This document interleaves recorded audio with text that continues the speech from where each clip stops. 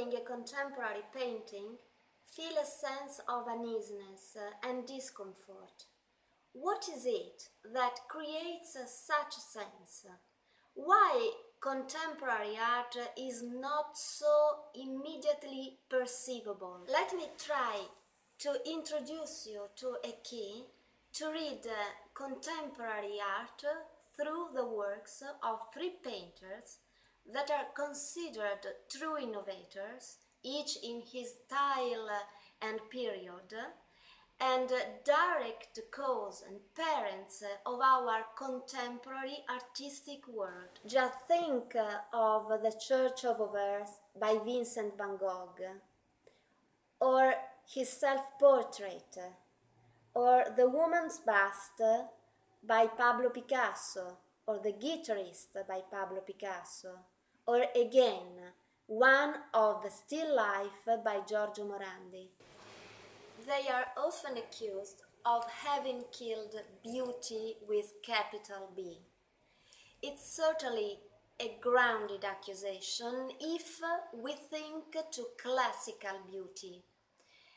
But we must remember that that kind of ideal beauty has become less and less representable over the last 150 years. Profound transformations, including a growing awareness in the perception of reality, have led to a different reading.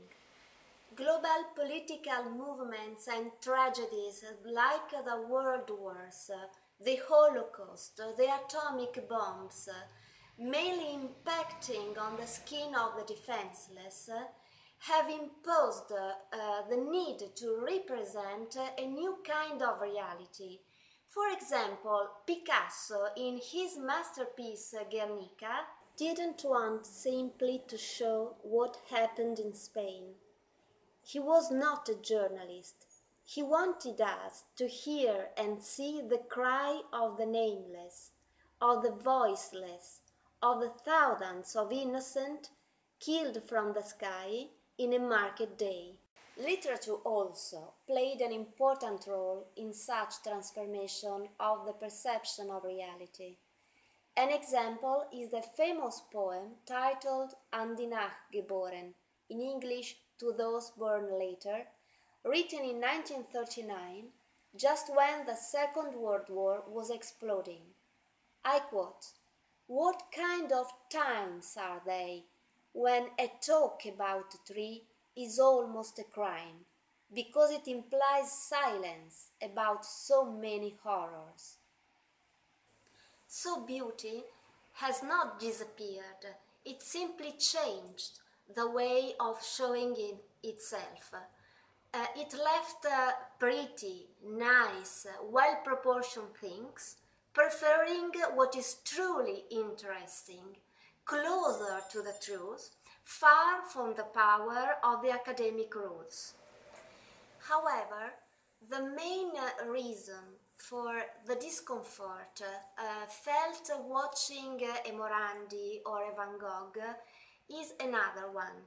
For centuries, we have been educated to read a framework in order to translate it into a story, a typical story with a beginning, a climax, and also an end. Just think about, for example, the Oriazi and Curiazi painted by Jacques-Louis David. In the dramatic moment of the oath, the old father delivers the weapons to the three sons, ready to fight for Rome against the enemies of Alba Longa. Swords cross as sign of unity and loyalty, while the young brothers greet the father without emotion nor hesitation, like a soldier and not a son is expected to do. On the opposite, a young woman, Camilla, is crying desperately because she is both sister of one of the three and in love with one of the enemies. Every detail of the picture, every choice of color is clearly intelligible, we can learn and tell the whole story and its meaning looking at its images.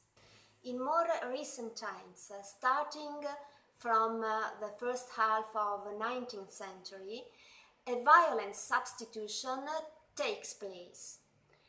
Looking at the famous painting Sunflowers by Vincent van Gogh, what is readable is replaced by visible.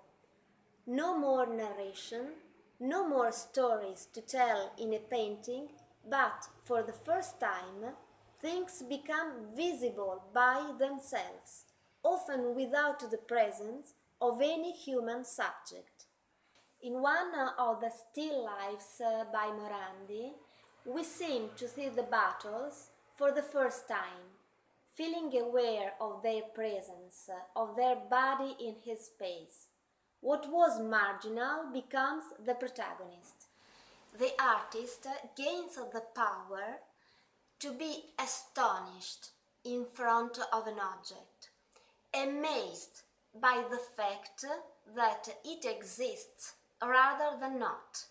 There are not any more small things or valuable things which are conventionally important or not, but the unique relationship between him, the artist, and the object, and the history of the object, which is also our history. There is no desire to imitate and to duplicate the reality. Why should an artist demonstrate to be able to do a sunflower, a building or a landscape when a photograph can make it much better, much more precisely? Have a look at Van Gogh's bedroom. Do you learn how a bed is done, or what exact style and which kind of wood is it made of? Certainly not. It's a common, poor bed, similar to thousands of others. But you can definitely see it. It's too big for the room, too small for two persons. It's a single bed for a lonely man with two pillows, one beside the other. It's the most concise and painful statement of the absence of someone to love, someone who loves, who listens and stays, even if she or he is sleeping. So the artist doesn't improve anymore his ability to duplicate. On the contrary, he creates, captures and returns his unique gaze, his own gaze, on the object instead of reproducing the mere object itself.